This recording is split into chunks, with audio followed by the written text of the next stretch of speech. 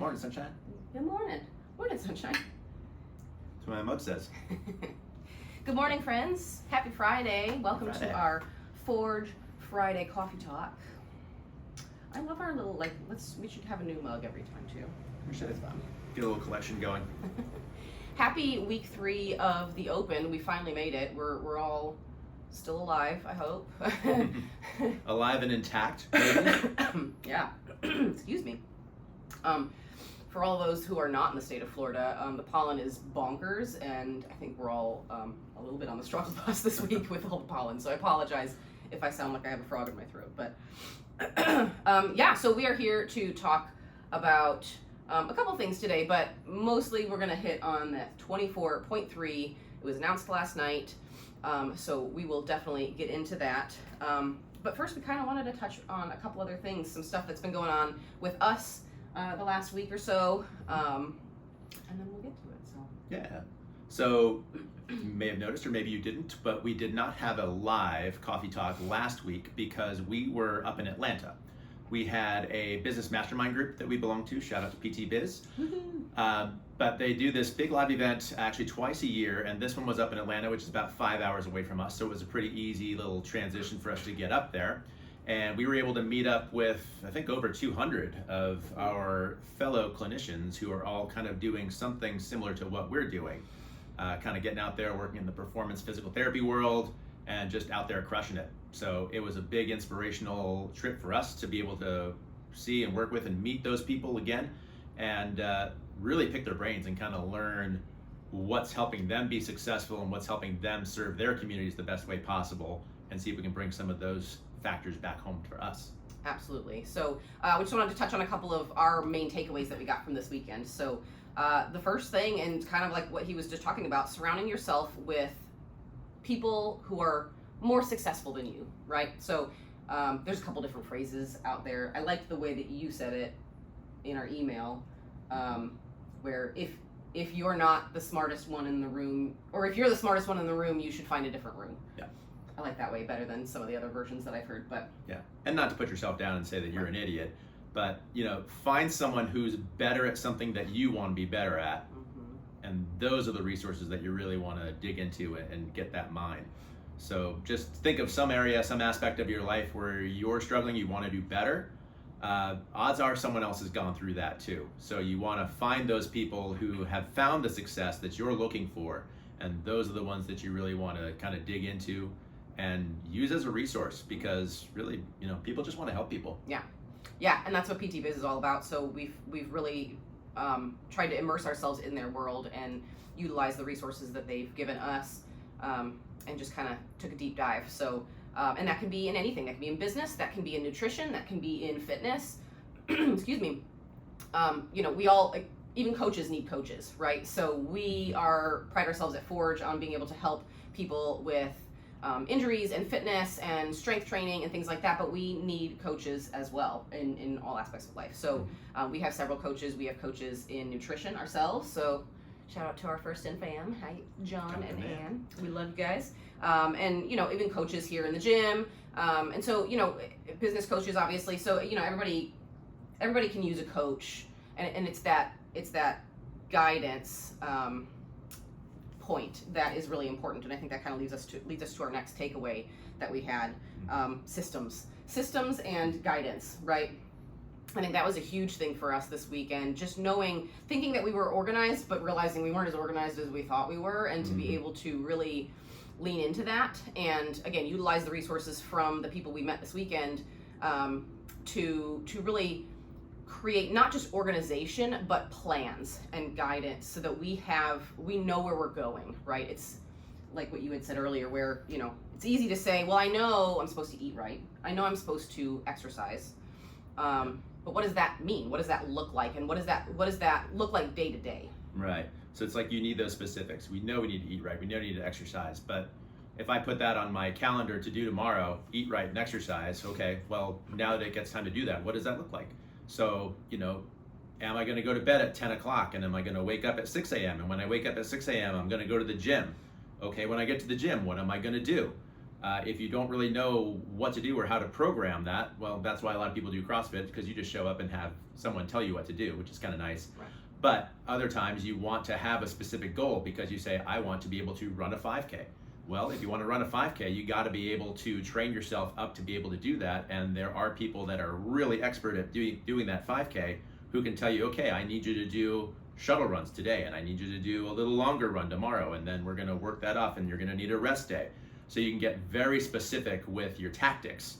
And it's that specificity which is really where the success lies, in the weeds there. And that's what helps push the needle forward. A lot of people, especially in the beginning of the year, first of the year rolls around and people will set goals like, I want to run a 5K, or I want to be able to do 5 pull-ups. And if you don't have the plan for the specifics of how you're going to get there, it's one thing to have the goal, but it's the process of how you're going to get from point A to point B that will actually push the needle forward. Otherwise, you end up talking about that same goal years on end, and no progress ever gets made. So systems, guidance, coaching, a plan, that's what we can provide for people in our world, in our Forge fam.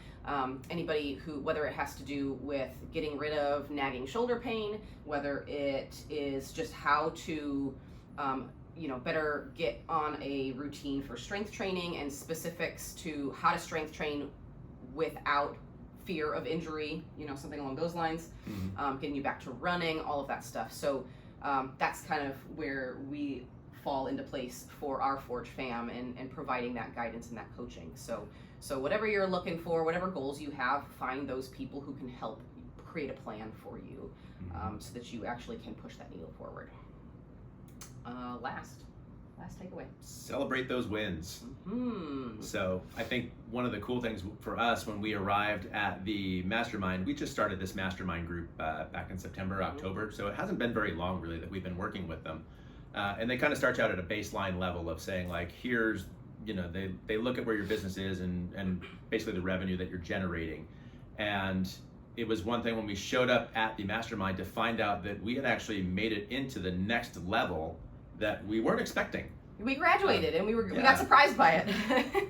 So it was one of these things because you get really laser focused on these things that you've got to do day to day. So you're, you got a to-do list, and I've got to do all these things, and you feel like that list never ends, and you're always looking at that next thing you got to do. And it's one thing to really like take a step back and look at all the progress you have made of all those things you have checked off of your list, and really take time to appreciate that. Yeah, we just saw that reel yesterday that she goes, has there been growth? No, I didn't ask how much. I asked, has there been growth? So it's important to, if there's been any growth whatsoever, even if it's been small, it may not be as much as you would like, it may not be happening as fast as you would like. We go through that a lot all the time because again, it is easy to get honed in on your little to-do list for the day, but any growth is good growth, and as long as you stay the course and stick to the plan, like we talked about before with your systems, you will continue to make growth. And make progress. So I think that's been a big one for me, especially. I think I tend to have this perfectionist tendencies and these perfectionist mindsets, and it is good to recognize that any growth is good growth. So, and that can go again with business, nutrition, fitness, any of that kind of stuff. So remember that in your journey. Yeah. Celebrate those wins. Yeah. Tracking's a good thing too, so that way you can look back on the things that you did a year ago, and you can say, oh wow, I am lifting more, I'm running farther than I did a year ago, even if it's just a little bit. Hey, it's progress, and it means that you're still working and you're still putting in the grind. Absolutely. Cool. So that was our PT Biz live event. We just wanted our takeaways, we just really valued those, and we thought that would be something good for y'all to take away as well. So moving on, just a quick little recap since we didn't do a live last week. 24.1, 24.2, those were some doozies of workouts.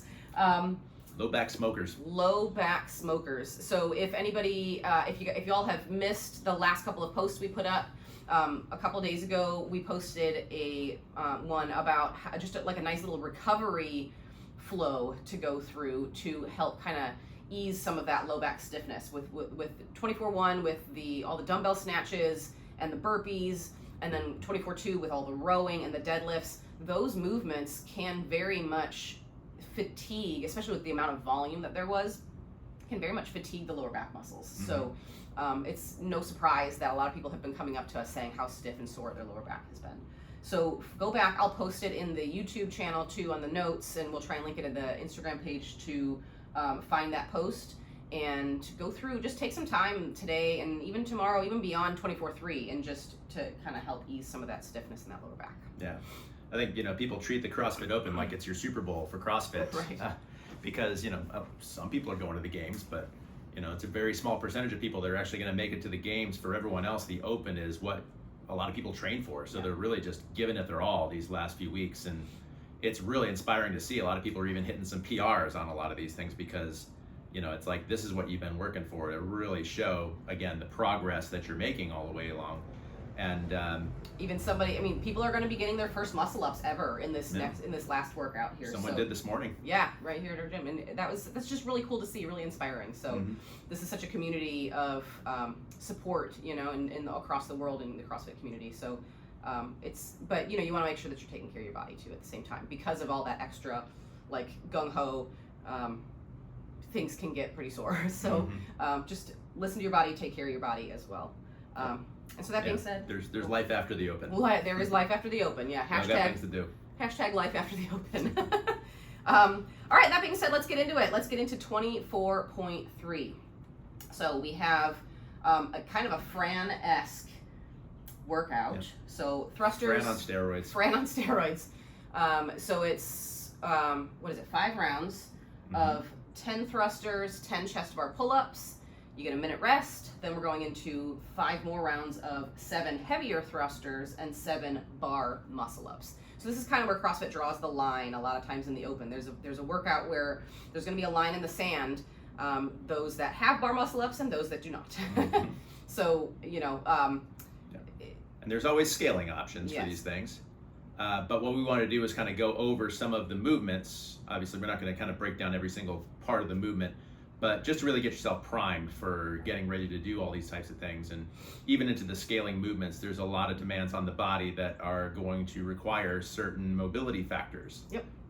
So we also just posted something last night that is a prep post like we have been for the past couple of weeks. So go back, again, we'll link that in the show notes for the YouTube channel, but go back to look at that post. We got more description in terms of like some mobility and stretching, and as to how to prepare your body best for this specific workout. But we'll just touch on a couple points here. So thoracic extension. The thoracic spine is your mid-back, so from like your shoulders, kind of like just the base of your neck, down to the bottom of your rib cage. Thoracic extension is really important when it comes to having good form and efficiency in the thruster. That front rack position, getting down into a squat. If you don't have good thoracic extension, not only mobility and like the flexibility to get into that full extension, but also the strength of your upper and mid back to be able to maintain that position over time with load, lots of reps. Thrusters are going to be real hard for you. So thoracic extension, some stretching there is going to be really important. So. Yeah, people tend to get a lot stuck in this rounded out position because we spend a lot of time sitting all day. We're driving, we're sitting in a chair for work or school or wherever you're doing. So getting into that extended position is really difficult for a lot of people. And if you can't extend your thoracic spine very well, you're not going to have a very good shoulder overhead either. Or you hear a lot of people say elbows up in that front rack position. A lot of times the elbows up position is not necessarily coming from the shoulder stiffness. It's coming from the fact that you can't extend from your spine, right? It might be a little bit of both, but when they say elbows up and people are like, oh, I'm trying, and they're trying to do it from their shoulders, it's probably, and they can't get it, it's probably because they're super stiff here in their upper back, right? So shoulder feels the problem that the thoracic spine is giving it. Right. So in our video from last night, we showed a great prayer stretch. And so you can go back to the video, getting on your knees, and using a bench or a chair, putting your elbows on there, really using your breath to press yourself down into some thoracic extension is a great stretch. Again, using your breath to make it a little bit more active, get that rib cage involved. And then we also showed a more active mobility, hugging a medicine ball, getting down into that squat position, and trying to really actively pull yourself into that fully extended position with a little bit of load from that medicine ball. Get all those mid-back muscles firing and working into that position that you want for that high elbows. Yeah, I really like that one because it does make your body use the load to fire itself up a little bit more and actually get ready to throw a bar on the front of your body and start throwing that overhead. Yep, absolutely. Next, so those chest to bars, right? Those chest to bar pull-ups. Little bit more taxing than a typical kipping chin over the bar pull-up. You have to have a larger, stronger pull, right? You have to get kind of more distance on your pull instead of just stopping the bar right here. Yeah, so you're really getting that arc and you're trying to pull that bar around up. You know, you're almost like you're aiming for your rib cage or even your stomach to get it that far. Most people are going to end up, you know, aiming for the stomach and getting the chest. So you end up hitting that chest to bar. But we're really looking for that pull through with the elbows to get yourself all the way back to that position. And we posted the one about basically just doing almost like a ring row, but you can put a bar across the rig at a lower level, get up underneath it, and basically do a bar row from underneath it. Yep. And really aim it for that lower chest area. And I think the big key with that, well, and for one thing too, something that you may not know, that if you've got different types of bars, right? The Bella bar versus the typical bar, 35-pound versus a 45-pound bar. The 45-pound bar diameter is actually larger than the 35-pound bar. So the 45-pound bar has it's more similar to the diameter of an actual bar that you're going to hang from in the rig. So I typically will tell people to use that bar. But I think the key for that is the elbow position, right? So if you're going to be doing a regular chin over bar pull up, you might be able to stop right here with your elbows and that chin can kind of sneak up above the bar. But if you're trying to do that with your chest to bar, your chest is not actually you're going to have to really extend and lose your midline stability if your elbows are pointing straight to the floor. So instead, for that chest to bar, pull your elbows back so they point behind you. You can see where my hand is, that's essentially where the bar would be. It pulls right to my chest from there, right? So you can see how the difference there. If I stop here, the bar is still kind of not far enough. So that extra pull really comes from how far back your elbows are, not necessarily, you know, how high up you can get your body per se.